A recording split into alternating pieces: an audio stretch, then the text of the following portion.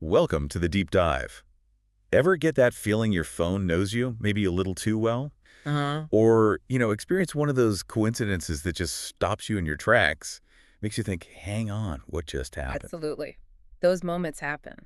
Well, today we're kind of venturing into that really interesting overlap between technology that seems to, well, predict our thoughts and those odd occurrences we call coincidences. And we'll also touch on things like fate, déjà vu. Exactly, that fleeting sense of I've been here Yeah. before, and how some people interpret all this through maybe a more spiritual lens. Yeah, it's a mix. You've probably had your own brush with this stuff. So our mission today is to unpack these interconnected ideas. Mhm. We've got a great mix of sources, scientific studies, psyche studies, philosophy, spiritual takes. It's a really compelling set of topics, and like you said, almost everyone can relate to at least one part of it. And when you start thinking about how they might, intersect, that's where it gets really intriguing. We're looking at how we perceive patterns, both digitally and maybe elsewhere. Okay, let's get into it. Starting with the tech. Yeah. The big question. Are our devices actually reading our minds? Okay, so it's really important to say up front, current science does not support consumer tech reading your thoughts directly, like literally accessing Right, brainwaves. no mind meld with my smartphone. No, but that feeling that it is listening, that's definitely real for a lot of people, often fueled by those specific kind of spooky moments. Yeah, totally. Like, I remember talking about needing new running shoes just out loud, and boom, sneaker ads everywhere online. It felt so targeted. And while companies generally deny using mics for ads in that direct way, the predictive algorithms, they are incredibly sophisticated. Oh. They work by crunching just enormous amounts of data from how we interact with tech. Your searches, where your phone goes, what you buy online, social media likes, shares. Even signals from devices nearby can feed into this incredibly detailed profile of you. So, back to my running shoes. What's a likely culprit then, if not eavesdropping? It's probably a combination. Maybe your past search history, even broadly related to fitness, tagged you. Oh, okay. Location data might show you near gyms or sports stores. Maybe a friend even texted you about running shoes, and the phone's AI scanned that. It's less about listening live to your voice. And more about connecting these digital dots. Exactly. A complex web of data points predicting your interests. Not quite mind reading, but analysis that feels like it. It feels very close sometimes. Precisely. And the scale of this data collection is, well, it's huge. That PNAS study you mentioned on predicting personality from phone use, it showed just how much can be inferred. Which raises big privacy questions, naturally. Absolutely. Yeah. How much of our digital selves are out there being used to target us in ways we don't even grasp? Yeah, it's a bit unnerving. And that Grapeseed Media piece really laid out how the ad systems work, pulling data from all over to create that uncanny feeling our devices know our thoughts. Okay, so let's pivot now. Away from the algorithms towards experiences that feel, well, less explainable. Coincidences. What exactly makes something a coincidence? Basically, it's when two things happen close together, unexpectedly, seem related somehow, but there's no clear cause and effect link. Like thinking of an old song and then hearing it on the radio minutes later. Exactly. And psychologically, our brains are kind of wired for this. We're pattern detecting machines. We look for meaning. It's how we make sense of things. Right. And this drive can lead to things like apophenia, seeing connections in random data, and the Bader-Meinhof phenomenon. Oh, I know that one. You learn a new word or hear about something obscure. And suddenly it's everywhere. Yes. It feels like it's following you around, but really, you're just noticing it now. Your awareness shifted.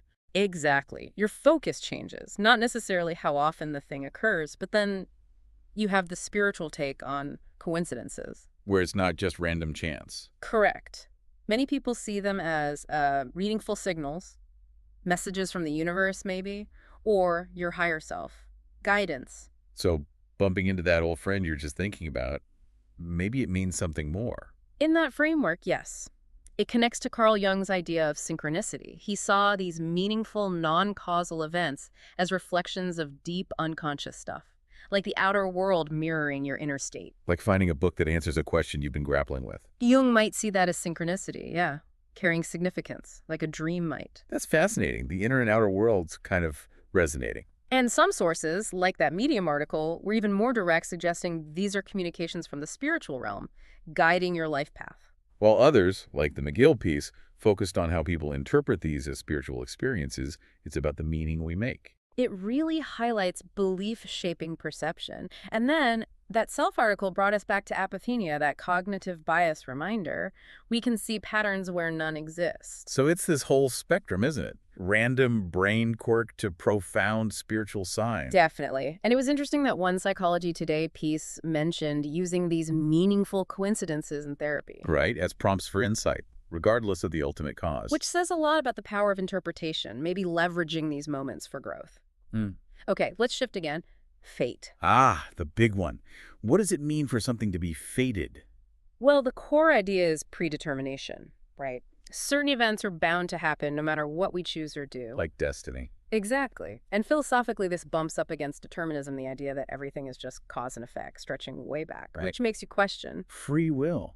If everything's already set by prior causes, how much choice do we really have? It's a deep rabbit hole. And then you have spiritual views. Like a divine plan. Yeah, or maybe soul contracts, agreements made before we were born about key experiences we're meant to have for growth. We have so many words for it. Destiny, kismet, providence, fortune. Oh, karma, which is related, but adds that layer of our actions having consequences that shape what comes next. Right, karma feels a bit more dynamic, maybe. Less passive than pure fate. I think so, yeah. It implies some responsibility within that cause and effect flow. So, can we control any of this? Fate, coincidence. Well, scientifically speaking, controlling a truly random coincidence seems impossible, right? That seems unlikely, yeah. But some sources noted we might influence the likelihood of certain outcomes through the data we create, choices we make, being prepared. That's good distinction. Not willing a specific coincidence, but maybe changing the odds of certain things happening by our actions. What about the spiritual or metaphysical angle? Well, that opens up things like manifestation, intention setting. Trying to consciously align with synchronicities. Exactly. The idea that we can potentially attract certain events or energies through perhaps the power of thought or our vibe, you could say. It's interesting how this loops back to those tech mind-reading feelings we started with. You mean how some people interpret those recurring coincidences or the tech seeming tuned in as signs of spiritual awakening? Yeah, or being more aligned with the universe somehow. Precisely. The thinking goes, as you become more spiritually aware, maybe you just notice more synchronicities, or maybe you're vibrating differently, resonating in a way the universe responds to. Which connects to things like the law of attraction. Right, like attracts like, Yeah. or ideas about collective consciousness, or even tuning our own energy fields or auras. It all seems to point towards interconnectedness, whether via digital data streams or maybe cosmic energy fields. Okay, one more strange phenomenon. Deja vu. Ah, yes, that really weird feeling. Already seen. What's the thinking on what causes that? Well, there are a few main theories floating around. One was neurological, like a brain glitch. Yeah, basically a temporary processing error. The brain misfiles the present moment as a past memory, creating that strong feeling of familiarity, even though it's false. And the spiritual side. Some see it as maybe a glimpse of a past life or a sign you're on your correct soul path, kind of a nod from your destiny. Or even that glitch in the matrix idea. Timelines overlapping briefly. That's another playful interpretation, yeah. And then there's the dream recall idea. Maybe you're subconsciously remembering a dream you had, possibly even one that felt predictive. But the science offers other angles too, right? Definitely. That Journal of Medical Case Reports study linked persistent déjà vu in one person to anxiety and depersonalization. No brain abnormalities found, suggesting maybe a psychological root in that case. So it could be tied to mental state, not just brain wiring or something mystical. And the Science Direct research on an elderly patient with dementia that suggested a link to memory errors, problems telling real recollection from just a vague sense of familiarity. So it seems déjà vu might not have just one single cause. Could be neurological hiccups, psychological stress, memory issues, or, for some, something more profound. It looks that way. So when we kind of weave all these threads together, the predictive tech, the maybe meaningful coincidences, fate, déjà vu, spiritual intuition. You see this fascinating overlap, don't you? Different ways the world seems patterned, or how we perceive patterns. That's a great way to put it. Whether it's patterns crunched by algorithms from our data, or patterns some believe are woven into reality itself. Patterns seem key to our experience and how we interpret everything. Which brings us back to that final thought from one source. Mm. Are we being listened to? Well, the evidence is pretty strong we're being listened to by algorithms, right? Yeah. Our digital lives are constantly tracked and analyzed. No doubt there. Whether the universe is listening in a more, conscious or spiritual way, that's really down to belief and personal interpretation. But at the very least, our own awareness connects it all. We notice the ads, ponder the coincidences, think about fate, feel the déjà vu. Exactly. Our minds are where these perceptions meet. And ultimately, whether you lean scientific, psychological, or spiritual, these experiences all tap into that fundamental human drive, don't they? The drive to find meaning, yeah. To understand our place in what often feels like a pretty complex and mysterious existence. So maybe something for you, the listener, to think about as you go through your day. What kinds of patterns are you most tuned into noticing, and what might those patterns suggest to you? It's definitely food for thought. Thanks for diving deep with us.